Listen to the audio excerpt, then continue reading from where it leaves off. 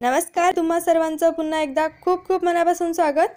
आज मी तुमच्यासाठी परत एकदा नवीन रेसिपी घेऊन आलेली आहे। तर आजची आपली रेसिपी आहे सुकं चिकन। सोबतच चिकनचा रस्सा कसा बनवायचा हे सुद्धा या व्हिडिओमध्ये मी तुम्हाला शॉर्ट मध्ये सांगितलेलं आहे। ही रेसिपी माझ्या मिस्टरांनी बनवलेली आहे, त्यांच्या पद्धतीने अर्धा किलोच्या योग्य प्रमाणासोबत तुमच्यासोबत मी ही रेसिपी शेअर केलेली आहे। तर व्हिडिओ अजिबात स्किप न करता शेवटपर्यंत नक्की बघा। चला तर मग जास्त वेळ न घालवता आपण रेसिपीला सुरुवात करूया। सुकं चिकन बनवण्यासाठी या ठिकाणी मी अर्धा किलो चिकन घेतलेलं आहे। चिकन स्वच्छ 2 ते 3 पाण्याने धुवून घ्यायचं आहे। त्यानंतर यामध्ये 1 चमचा हळद आणि 1 चमचा मीठ टाकून घ्यायचं आहे, किंवा चवीनुसार मीठ टाकून घ्या।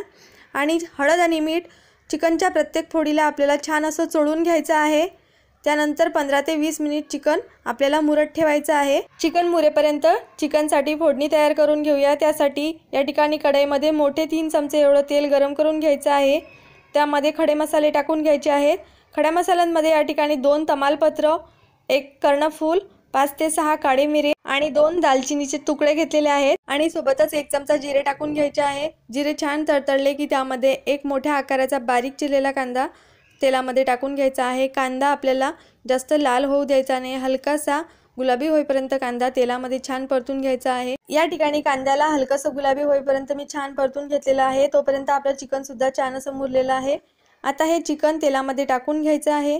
चिकनला अगदी तळापासून एकसारखं हलवत 2 ते 3 मिनिट छान असं तेलामध्ये परतून घ्यायचं आहे।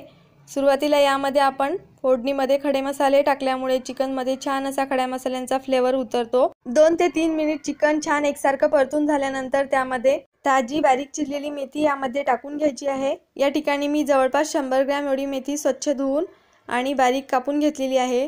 ती मेथी यामध्ये टाकून घ्यायची आहे आणि छान अशी चिकनमध्ये मिक्स करून घ्यायची आहे।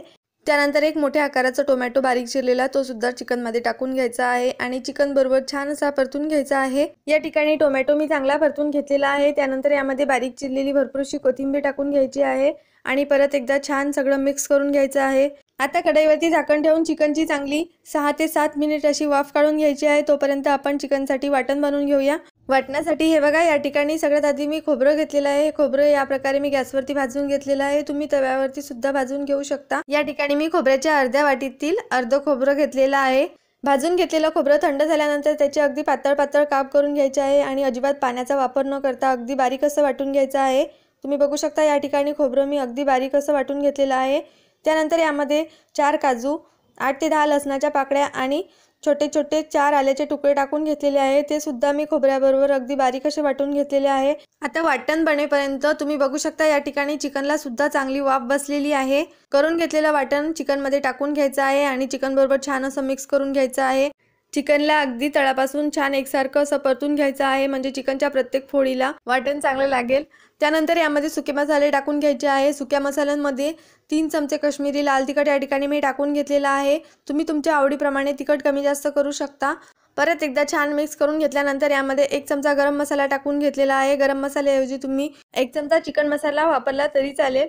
त्यानंतर सगळं छान परत एकदा मिक्स करून यावरती झाकण ठेवून घ्यायचं आहे आणि चिकन छान असं शिजून घ्यायचं आहे। मध्यम गॅसवरती हे बघा, या ठिकाणी मी चिकन छान असं शिजून घेतलेलं आहे। तर तुम्ही बघू शकता या ठिकाणी आपण पाण्याचा अजिबात वापर केलेला नाहीये। या ठिकाणी अजिबात पाण्याचा वापर न करता चमचमीत, झणझणीत आणि भन्नाट असं सुकं चिकन बनवून तयार झालेलं आहे। तर तुम्ही सुद्धा या पद्धतीने एकदा सुकं चिकन नक्की बनवून बघा, तुम्हाला ही रेसिपी नक्की आवडेल।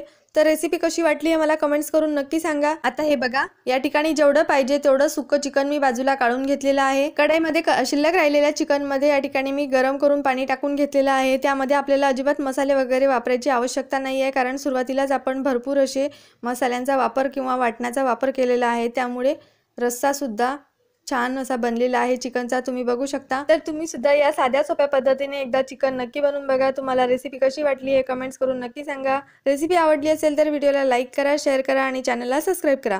चला तर मग भेटूया आणखी अशाच नवनवीन रेसिपींसोबत। धन्यवाद।